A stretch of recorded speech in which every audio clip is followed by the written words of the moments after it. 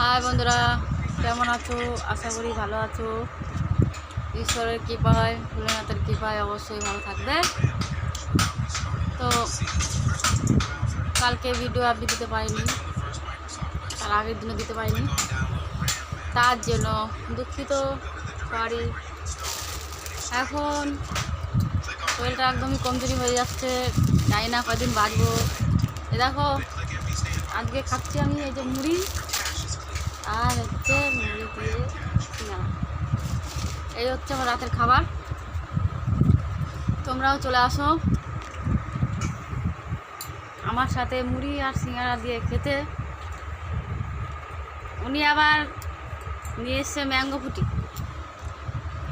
Mango ফুটি খেয়ে কি পেট ভরে? তাই বলো। একটু যদি ভারী খাবার না খাই তাহলে কী করে হবে? এই যে এটা নিয়ে এসছে, এটা খেয়ে তো জলের মতন, এটাই কি পেট ভরবে? তাই পেট ভরার জন্য সিঙ্গারা আর মুড়ি খাচ্ছি।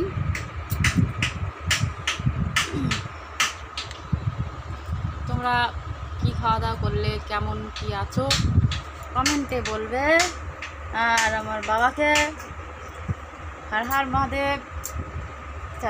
সবাইকে তো ভালো রাখে উনি, ওনাকে কে ভালো রাখবে?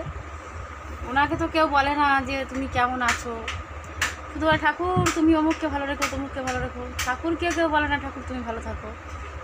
ঠাকুরের যে আমাদের থেকে বেশি কষ্ট, ওনাদের এত কষ্ট, মানে সেই কষ্ট কেউ ভাগ নিতে পারবে না।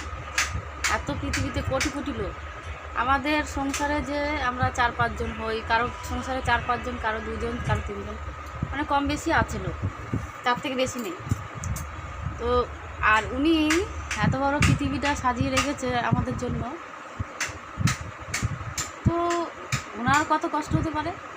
সবাই শুধু বলবে আমাকে ভালো রাখো, আমার টাকা দাও, আমার পয়সা দাও, আমার দুঃখ কষ্ট দূর করো, আমার বিপদ থেকে বাঁচাও, সব ওনার কাছেই বলবে। আর উনি কার কাছে বলবে? কত ভাবার বিষয়, কিন্তু কেউ ভাবে না। ঠাকুরের কষ্ট কেউ বোঝে না, ভগবানের কষ্ট কেউ বোঝে না, মা বাবার কষ্ট কেউ বোঝে না। এটা কেন বলো তো? তারা বড় বলে তাদের কষ্ট কেউ বোঝে না। আমার ছেলে আবার রেগে যেতে পারে এই কথাটা শুনে। সব মা বাবার কথা বলছি, সব মা বাবারই। আবার কোনো মা আছে, আমাদের ওখানে একজনে কাজ করে, ওর মা, ওইটা মা না কি, ওইটা মা বলতেও মানে কেমন একটা লাগে, যে নিজের মেয়ের কষ্ট বোঝে না। আজকে ধরো বাড়িতে থাকতে গেলে, বিয়ে বললে শাশুড়ি, ননদ, যা, ভাসুর অনেকেই থাকে। তো ওর বর নেই, ও বাড়িতে থাকে, মায়ের বাড়িতে। মা তো একটু ভালোবাসবে? বাসে না, শুধু আমাদের কাছে কান্নাকাটি করে, কষ্ট পায়। এর আগেও ওকে ভিডিওতে দেখিয়েছি, আমরা একসাথেই কাজ করি। মা যে এইভাবে জ্বালাতে পারে, মানে বলে বুঝতে পারছি না। ও সারাদিন আমরা তো দেখি ওইখানটায় কীরকম কষ্ট, বাড়ি গেলে পরেই ওর সাথে শুরু হয়ে যায় ঝগড়া অশান্তি। বুঝতে পারলে? মানে এমন মা পৃথিবীতে, এমন শয়তান মাও থাকে, শয়তান ফ্যামিলিও থাকে, সবই থাকে। সবাই মা হতে পারে না, সবাই বাবা মা হতে পারে না। সবার শরীরে অত মায়া দেওয়া নেই, কারোর শরীরে মায়া আছে, কারোর শরীরে মায়া নেই। তাহলে তো এরকম অশান্তি করতো না। দেখছে যে আমার মেয়েটার বিয়ে হয়নি, বিয়ে হয়েছে, তার স্বামী চলে গেছে, ছেলে 2-3খানা ছেলে নিয়ে কষ্ট করে কাজ করে আছে, তারপরেও যদি এইভাবে ওকে কষ্ট দেয়। আসলে আমি কি জানো তো, আমি কারো কষ্ট সহ্য করতে পারি না। আমার কষ্ট হোক সেটা আমি সহ্য করবো, কিন্তু লোকের যখন কষ্ট হবে সেটা সে কী করে সহ্য করবে, এটা আমি ভাবি।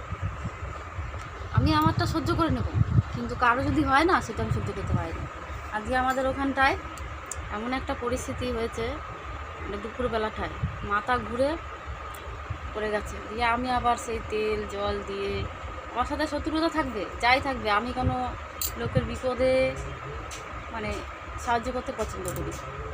সে আমার সাথে ঝগড়া করেছে বলে তাকে ফেলে দেবো না, তার বিপদে যাব আমি, এরকম ধরো। তাকে কি করে বিপদ থেকে উদ্ধার করা যাবে, তাকে কি করে সুস্থ করা যাবে, এটা ভালো। সে আমাকে এক হাত বাস দিক, তবু তার বিপদ থেকে তাকে উদ্ধার করবো, এটাই আমি।